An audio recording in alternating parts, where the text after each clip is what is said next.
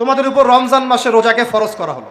কামা কুতিবা আলাল্লাযীনা মিন ক্বাবলিকুম, যেমন করে তোমাদের পূর্ববর্তীদের উপরেও রোজাকে ফরজ করা হয়েছিল, লাআল্লাকুম তাত্তাকুন, যাতে তোমরা মুত্তাকি হতে পারো। রমজানের সওমের উদ্দেশ্য কি তাহলে?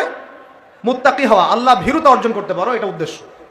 ঠিক তার পরের পৃষ্ঠায় গিয়ে দেখবেন কুতিবা আলাইকুমুল কিতাল আছে, তোমাদের উপরে যুদ্ধকে ফরজ করা হয়েছে, এটাও আছে দেখবেন।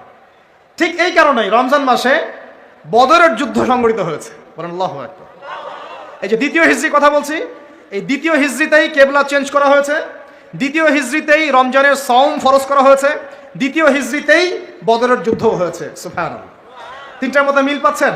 এই তিনটাই কোরআনের পরপর 3 পৃষ্ঠা আছে। কুতিবা আলাইকুমুল কিসাস, কুতিবা আলাইকুমুস সিয়াম, কুতিবা আলাইকুমুল কিতাল, এটার মধ্যে একটা মিল আছে না? তার মানে রমজান মাস আমাদেরকে শেখাবে একটা জাতিগত ঐক্য, রমজান মাস শেখাবে কোরআনকে সময় দেয়া, কোরআনের হক আদায় করা, রমজান মাস শেখাবে আমাদেরকে অন্যায়ের বিরুদ্ধে প্রতিবাদ করা। কারণ এখানে আবু জেহেল অন্যায় করেছিল না, নাকি মুসলিমরা অন্যায় করেছে?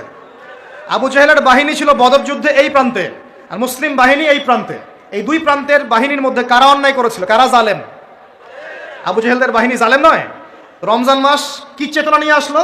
জালেমের বিরুদ্ধে দাঁড়িয়ে যাওয়ার চেতনা নিয়ে আসলো।